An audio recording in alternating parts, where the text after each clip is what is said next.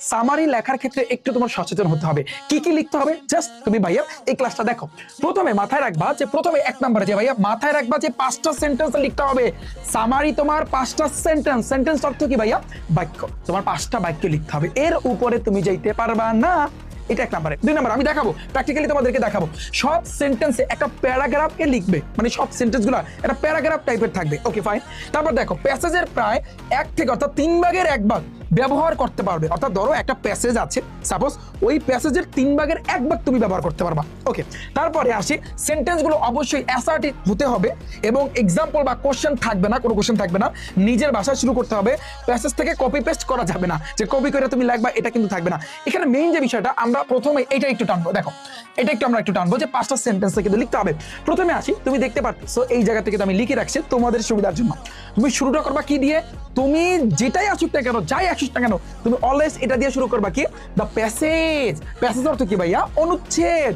অনুচ্ছেদ ইজ হচ্ছে মেইনলি প্রধানত রিটেন। রিটেন অর্থ কি ভাইয়া? লেখা হয়েছে অ্যাবাউট সম্পর্কে। দ্য ফেমাস, ফেমাস অর্থ কিন্তু বিখ্যাত, অথবা যদি বিখ্যাত ব্যক্তির সম্পর্কে আসতে পারে, অথবা তুমি ফেমাস বা গ্রেটেস্ট তুমি ইউজ করতে পারো, যেটা ইউজ করো কোনো সমস্যা নাই। তুমি ফেমাস দিতে পারো বা গ্রেটেস্ট দিতে পারো। সে যদি তুমি প্যাসেজটাকে পড়বা একটা তো আইডিয়া পাবা, তাই না ভাইয়া? যে সে একজন যদি লেখক হয়ে থাকে তুমি লিখবা রাইটার, সে একজন কবি হয়ে থাকলে লিখবা পোয়েট, সে একজন যদি নাট্যকার হয়ে থাকে ড্রামাটিস্ট। ড্রামাটিস্ট অর্থ কি ভাইয়া? নাট্যকার। তোমাদের জন্য আমি ছোট্ট করে লিখে রাখছি, লেখা তোমরা একটু লিখে রাখো। অথবা সে একজন উপন্যাসিক হলে লিখবা নোভেলিস্ট। কি লিখবা ভাইয়া? নোভেলিস্ট। অথবা সে একজন যদি বিজ্ঞানী হয় তার মানে তুমি কি লিখবা? সায়েন্টিস্ট। সে একজন যদি রাষ্ট্রপতি হয় তার মানে কি লিখবা? প্রেসিডেন্ট। সে একজন যদি হচ্ছে মানবতাকারী যদি হয় তার মানে হিউম্যানিটেরিয়ান। এটা তুমি লিখে দেবা। বুঝতে পারছো?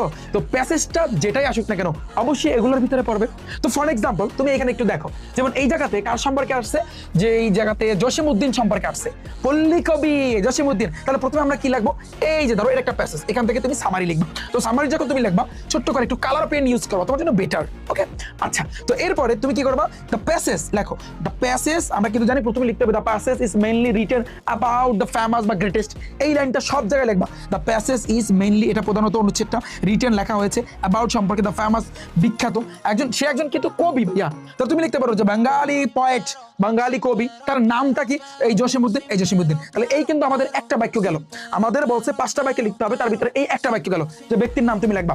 এরপরে তার জন্ম, যদি জন্ম থাকে তুমি জন্ম লিখবা, অথবা কারো সম্পর্কে আসলে